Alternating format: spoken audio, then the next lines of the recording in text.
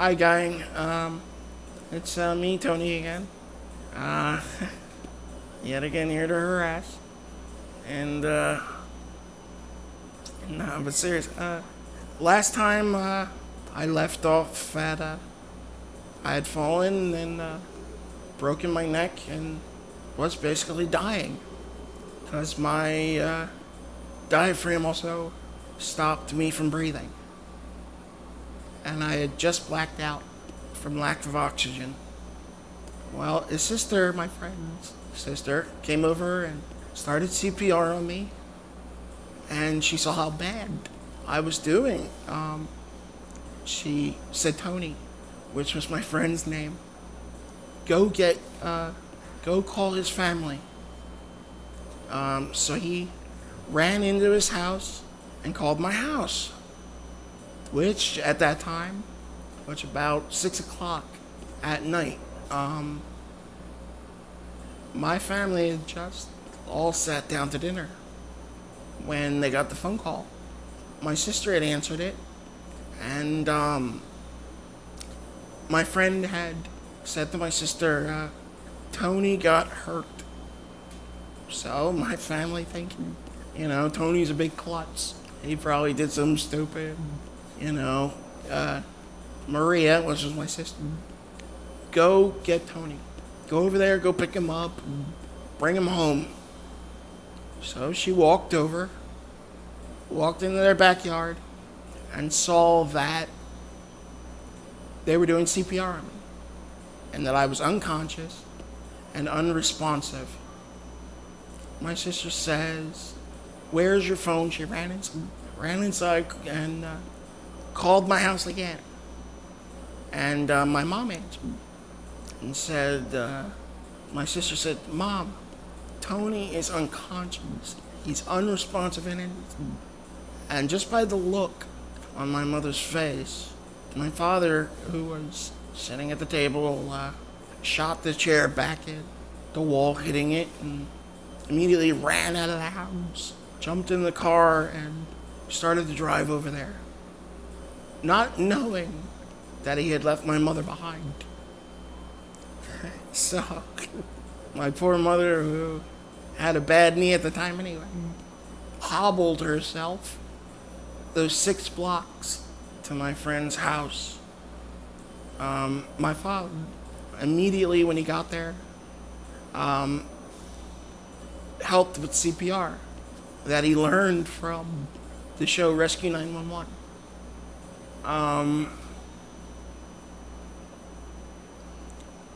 They continued CPR. My mother, when she got there, just turned into a wreck. Something she had never seen.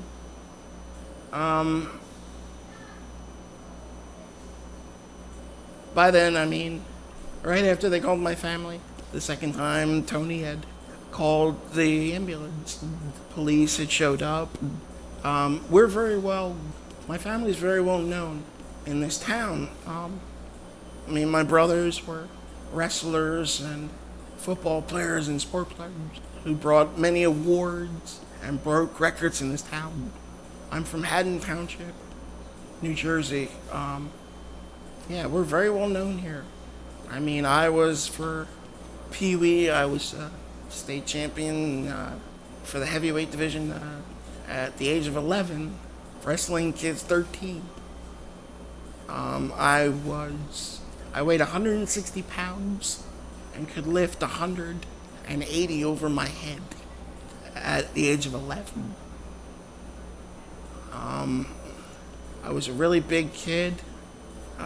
Here are some pictures that I'll be posting on here.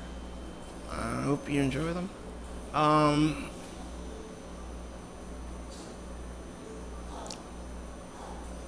We did everything. Once they found out that it was a Tassigloy who got hurt, there were like 4 or 5 ambulances, like 6 or 7 cops, 2 fire trucks. There were so many people there, and they were all switching to fight to give CPR to me. They intubated me, which means they stuck a tube in my mouth and down my throat, down my trachea tube, just before the lungs. And they attach to that hose what's called an ambu tube, which basically is a bag that you squeeze and it blows air into the tube, down through the tubing, into my lungs, breathing for me. I remember it was probably about a half hour after my accident that I woke up in the ambulance. And inside the ambulance, I remember waking up. I couldn't move, couldn't talk. I had a foreign tube in my mouth and down my throat that was really uncomfortable. And I remember looking up at my left corner of my eye, seeing my mom holding my hand. No expression, not saying anything, just looking straight ahead with no emotion. It was like the lights were on, but nobody was home. Now, my mother, that scared me. That's when I knew there was something wrong. Because my mother, she's Irish and German. She's a hard-ass, smart-ass, as I call her, a ball-busting bitch. But I love her more than anything. She's the sweetest woman alive and would do anything for anyone. That's what made her the backbone to this family. She was the support. We were strong people, tough, and didn't let anything bother us. And that was because of her. She was a rock. I never saw her scared or upset, worried about anything in my entire life before my accident. And that's when I knew there was something wrong. And I started to panic. And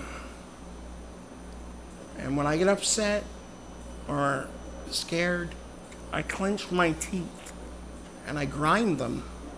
Well, I started to do that to the tubing that was breathing for me. And all of a sudden the EMT got in my face and said, stop, don't do that. You won't be able to breathe again. I'll have to sedate you.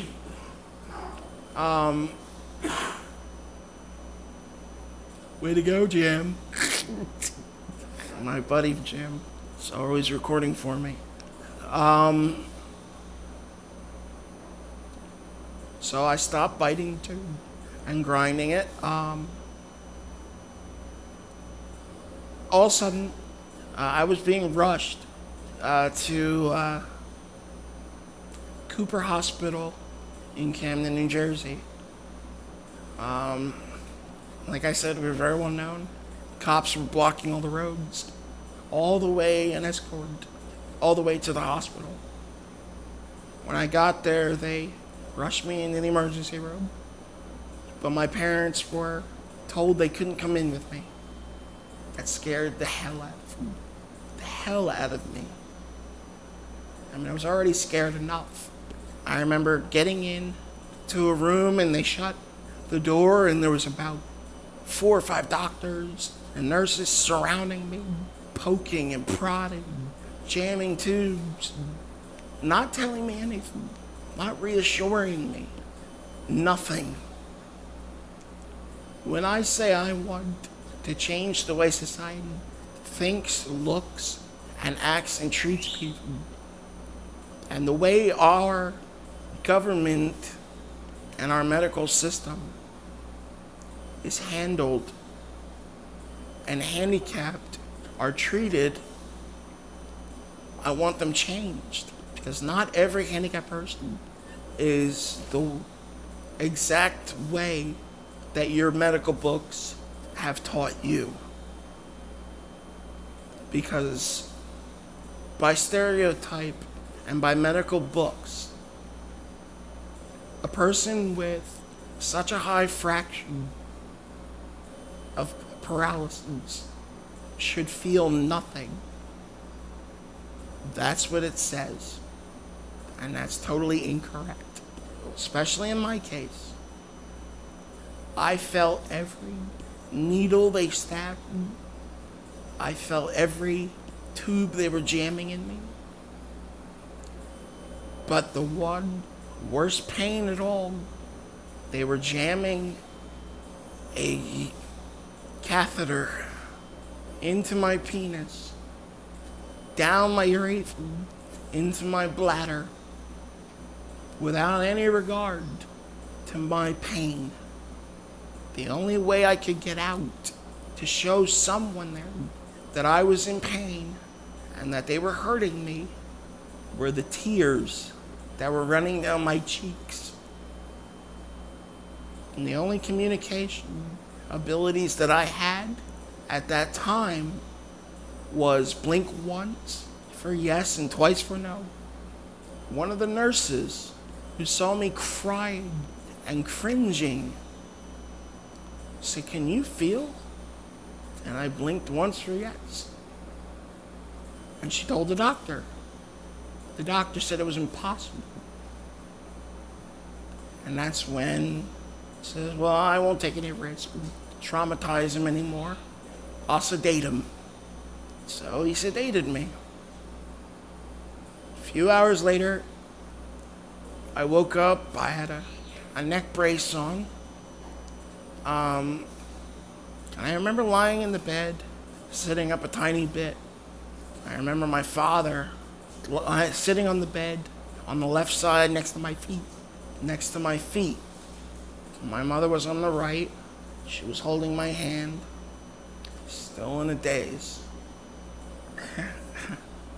My family, we have a very bizarre and funny and odd sense of humor, especially in times that most people wouldn't joke. I remember my father looked at me and said, "Do me a favor. Next time that you're gonna fall, land on your ass and not your head." That's the only common sense that you had, and I think you just lost it. But he says, "Why do you always have to do things the extra 5 feet that people wouldn't step over?" At that time, after the doctor walked in and said, "Can I talk to you both outside in the hall a moment?" So he took my parents out into the hallway, and I remember I couldn't turn my head, but I could look out of the corner of my eye, and I saw the door, and this door had a window in it, and I could see my parents in the window, and I could see the doctor's hands, moving as he was talking to my parents. And all of a sudden, I just saw my mother fall to the floor and start crying. I found out a few years after the accident what the doctor had said. The doctor had taken him out into the hall and said, "Get all of his family, friends, and any familiar faces in here now, because your son will be dead by morning. He has one of the worst spinal injuries that I've ever seen, and it's my professional assessment that he won't survive this." Yet again, a couple hours later, I remember waking up in a pitch black room, and in the background I could hear a beeping sound. Each of those beeps was representing my heart rate. It's called a pulse oximeter. And I remember trying to get up again, trying to get help, trying to scream, trying to do anything. And those beeps were getting faster and faster and faster because Yet again, I was panicking, scared out of my mind. So much so that it woke my father up, who was sleeping in a chair. And I remember him running over to me, and he was holding a card that had all the letters of the alphabet on it. And he said to me, I know you may have a lot of questions or things you want to say. Well, at that point, I didn't know what was going on. No one was really telling me anything. I thought I was dying. And I, before my accident, was the type of person who never showed his feelings or never told people, that he loved them. I thought that's everyone that I was close to should know how I feel. I shouldn't have to say it. But I looked at my father and I said to myself, I think I'm dying. I better tell someone I love them or show them how I feel before I die, or else my life will not be worth it. So the first thing he says to me, I'm going to point to a letter. You blink if that's the letter of what you want to spell. First thing I spelled was, I love you. And he says, yeah, I know you love me and I love you too. Second thing I spelled was, I'm sorry. He says, why are you sorry? I said, I'm sorry. I never told you I loved you.